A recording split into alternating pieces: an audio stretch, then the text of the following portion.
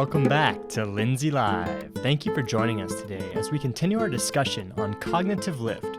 For those of you just joining us, cognitive lift means performing the majority of explaining, making connections, and addressing questions during written work and discourse. Guadalupe Alvarez is a Content Level 8 learning facilitator at the Reagan Learning Community. She has recently implemented some new strategies designed to shift the cognitive lift in her learning environment from herself to her learners. Ms. Alvarez is here with us today, along with 3 of her learners, Edgar Leal, Monse Gutierrez, and Areli Granados. Thank you all so much for being here today. Why don't we start by describing the strategy you've been working with? Ms. Alvarez, can you walk us through the process and explain how it works? All right. We started tackling a new concept in math. It was a new standard. And to start off with the unpacking, we tried a cognitive lift strategy where learners were giving a task and a prompt, and they were asked to work together collaboratively to solve and teach themselves. We all got in groups, and then we started to answer the questions together, and then we presented at the end. We wrote our strategies and everything on a poster, and we put it on the board. When other people were presenting, the other people were just listening, and because we didn't have a teacher there telling us what to do, we had to make sure that we followed their steps to see how ours were different and how they compared, and so we could learn from them. And then at the end of the presentation, we asked questions, and we said if we agreed with them. While you're watching these presentations, do you ever disagree with what's being presented? And what happens when you see a classmate struggling or presenting something that they might not understand the same way you do? We would ask them how they got that, and then they would show us and clarify for us, and then we'll tell them what we did, and then they would figure out what they did wrong. Do you find that these disagreements and discussions help you gain a deeper understanding of the content? So I noticed as an LF, when I informally assessed my learners, that some of the learners that didn't have the concept at first, they had built strong connection to the standard towards the end of the presentation. So their thinking and their thought process had completely changed from the beginning. I know this process demands a lot from the learners, and when you first introduced it, it didn't exactly go as smoothly as hoped. Can you share with us some of the struggles that you faced in the early stages? So I guess one of the first things that we struggled with was kind of our culture. My learners are amazing, but they weren't used to this cognitive lift process, and they weren't used to collaborating in this fashion. So we had a lot of behaviors that came about. So we had to kind of take a step back and establish our culture so that the behaviors that were occurring, because they were more social than they were academic, so that those behaviors were corrected within their groups. They also kind of avoided being uncomfortable. And if the task was really hard, they kind of started to shut down or they were shy, and they didn't want to talk about their thinking or their thought process because they were really afraid of being wrong.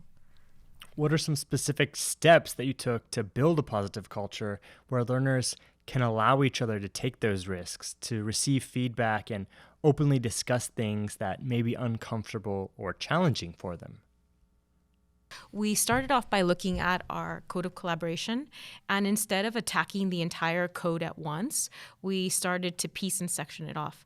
So we started off because the biggest thing in our learning environment this year was self-discipline, and so we chunked it out and we started to work on self-discipline.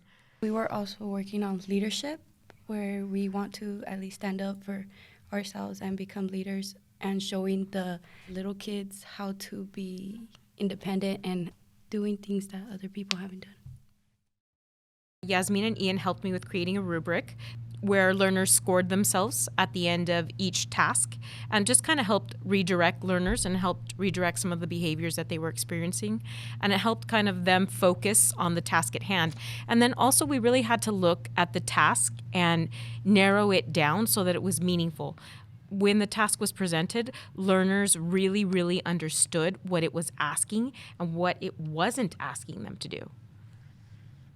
It helps us redirect ourselves and reflect on what we're doing wrong. We all got more comfortable with each other, and we started to be more collaborative. How important is strategically grouping presentation teams to the establishment of that culture? She let us choose friends that we thought would help us out and not just random people that we wouldn't talk to usually. I look at a variety of data like SBAC scores, their SRI, and I try to ensure that everyone within a group can help each other out so that everybody's collaboratively working with one another. But sometimes I have to then take a step back and pull back, and I have to make those adjustments. So like Edgar just said, so that it's somebody that they are comfortable working with. So sometimes I have to allow them to pick their grouping, and then I have to check and adjust to ensure that everybody's needs are met within the group. And then sometimes if things are not working at all, then I have to just pull that learner out so that I can ensure that the rest of the group is successful. So I always have to factor in their social emotional learning as well. Within those groups, what do you do to ensure that the cognitive lift is distributed evenly so that you don't have one strong learner pulling the majority of the weight while the others sit back? When learners tackled the task, they were given group roles. So we had 2 presenters, 1 timekeeper, a leader, and a recorder. But even the recorder and even the timekeeper had to know what they were tackling in the task, because when they went up to present, any of the students could ask them questions and they would need to respond, or they would need to know how the group worked through the task together. Nobody became an observer, and we all knew. So when we were asked questions, we knew what to say because we were studying the task. And We all have a certain thing to do, and then also like we can focus on what our job is and what like we have to do. If someone's doing like a part of the problem and someone else disagrees and thinks they're wrong, the other person would show them what they did wrong and give the other person a better understanding about what they're doing. well, it's like a learning experience because we don't have the teacher telling us, "Oh, you did this wrong," and she's gonna tell you, because we're learning from our classmates, and so we're able to ask questions to seek clarification. What happens when you see one of your groups hitting a wall or struggling with a particular obstacle? Some of the resources that learners have at their disposal is their notebook. So we do some note-taking prior to starting a task, just kind of, we disaggregate the standard. Learners also have technology. And so they have the ability to pull out their devices, since we're a one-to-one district.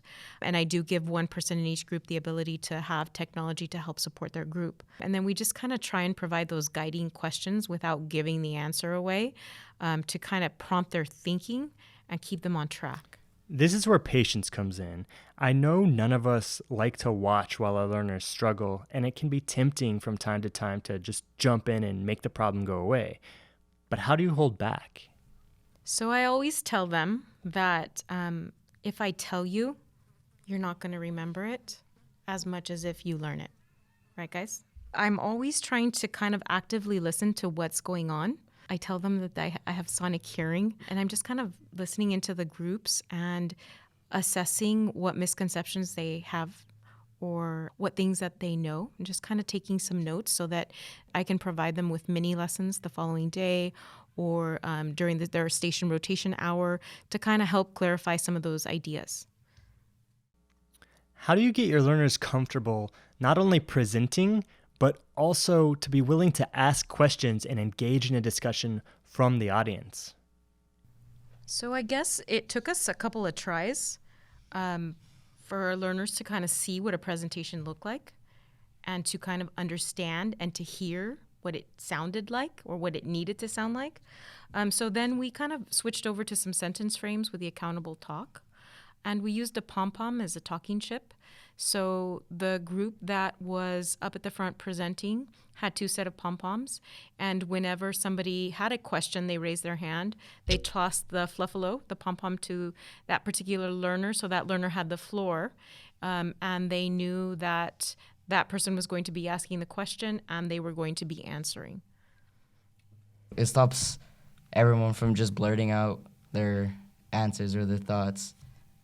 Everyone is listening to them when they're saying what they think. Just like a teacher, she needs your specific attention.